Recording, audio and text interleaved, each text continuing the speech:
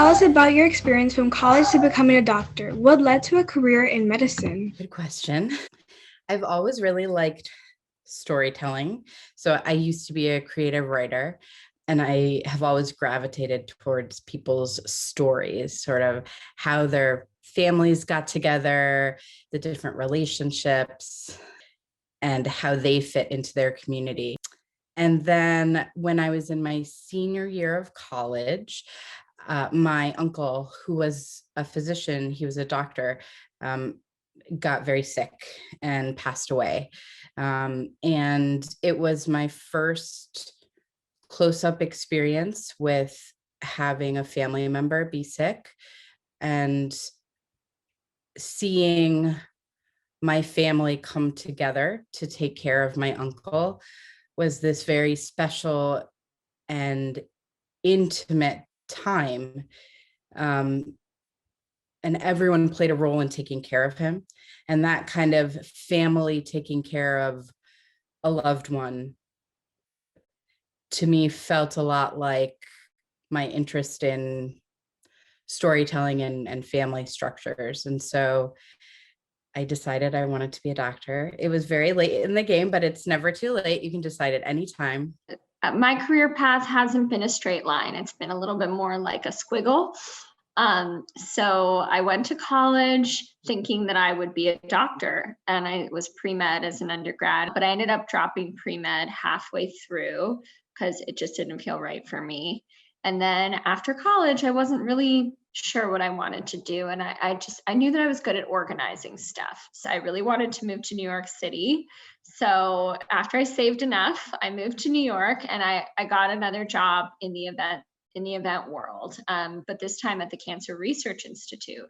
And I was coming into contact with all these really smart scientists, and it kind of like reminded me about my old science days back in college. And I've always been kind of a little bit on the nerdy side and really interested in diseases and how the body works. And I really wasn't sure what I wanted to do. So I ended up sending emails out to a bunch of people who I thought had interesting jobs because I felt stuck. I didn't know what to do. And I sent an email to this guy who was the director of FEMA in New York. And I just said, I don't know what I want to do. Like, this is who I am. This is what I'm curious about. Would you be willing to talk to me? And he said yes. And so I had a conversation with him he made about 30 minutes in his schedule for me, even though he's a very busy guy. And I remember he was asking me a lot of quick questions about, well, what are you interested in? And I said, oh, I'm really interested in diseases and the human body. And he said, but you don't want to treat patients. And I'm like, no, not really. I remember after a few questions, he said, well, I think you're an epidemiologist. And I said, I am? And he's like, I think so. And I went home and I Googled epidemiologist, and I was like, oh, I think he's right. I think that's what I am. So really that same day, I decided to go to grad school. Epidemiology is the study of diseases.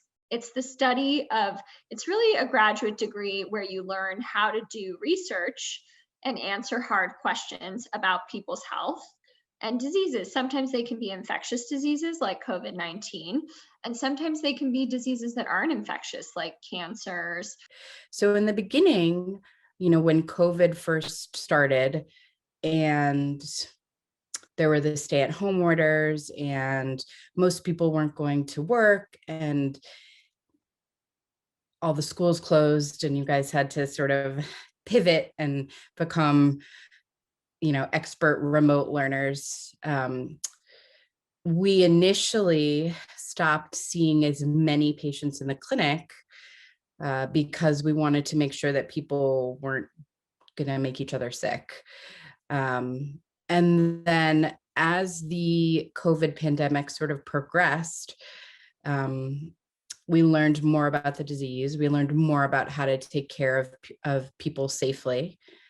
That meant that the job that I normally did, which was like mostly in the clinic taking care of people, everyone sort of got reassigned to work in the hospital because there were just so many people who were sick with COVID. So many of our patients and so many people in the Los Angeles area live in these beautiful multi-generational families, right? So your patient is one of those, but the whole family can get sick or can be affected by one patient being in the hospital.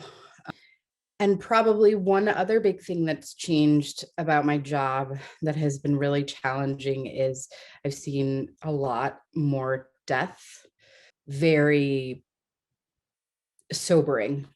And that has made me feel sometimes like my role as a doctor and caretaker usually is to keep people healthy, but I've had the privilege of taking care of a lot of people at the end of their lives. And that's a very special time. But I didn't know that I was going to be doing so much of that. It was an interesting time when COVID first started. My team initially went completely remote. So my whole team was working from home, and we were doing our best to continue whatever research we could when we weren't in the hospital. Clinical research, which is the type of research I do, is research that involves human subjects. That means it's not research that's done in a lab with microscopes and stuff like that.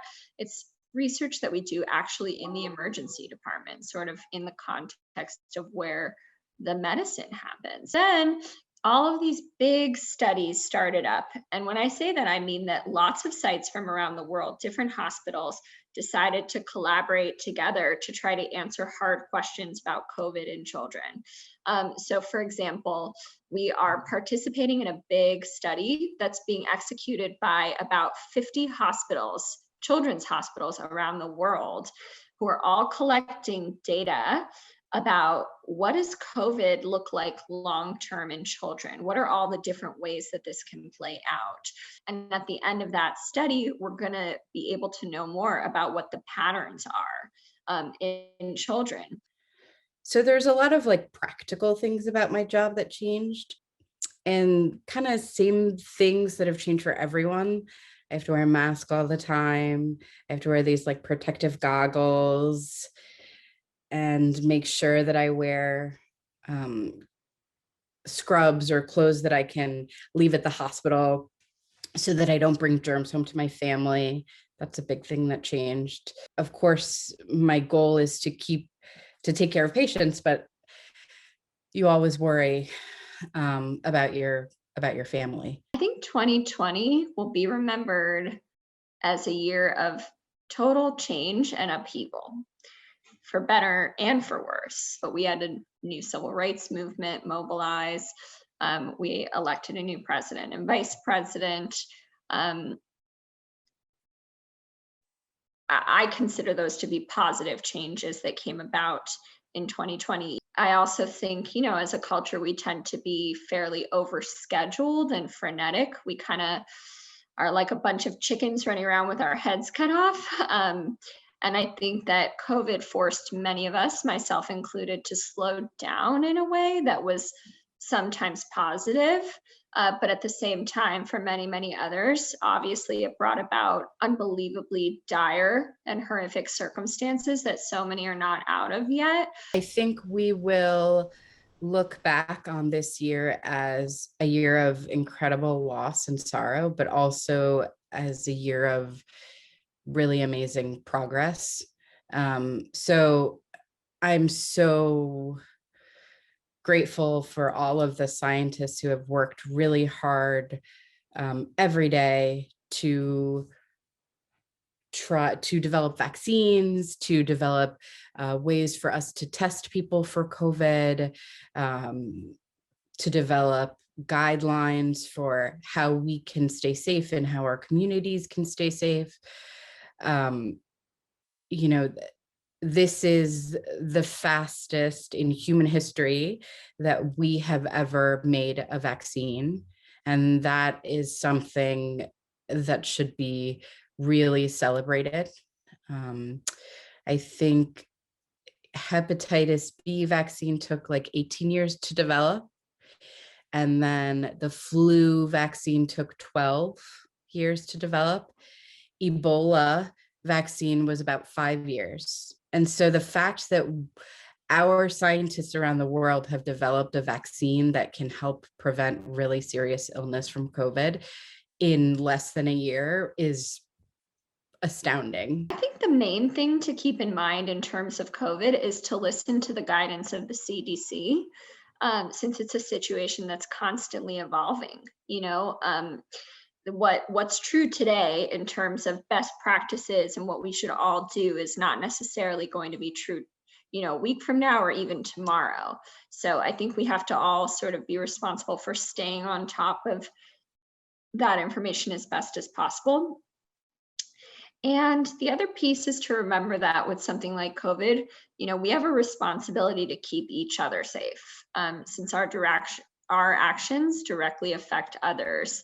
And I think, in this country, we think and talk a lot about personal liberty, which is awesome, but we truly won't be able to keep COVID away in the long term without continuing to be responsible through, things like wearing masks, staying away from large gatherings, etc.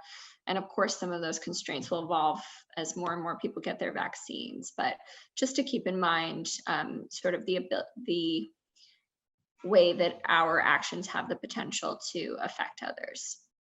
Your job of being a student is so important.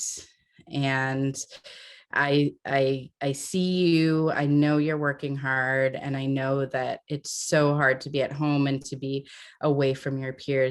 I'm so impressed by how much you guys have adapted to this new environment.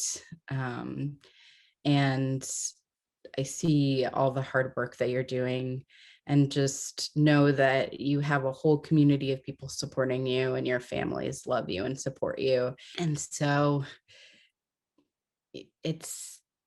the world is yours, and you can do whatever you want.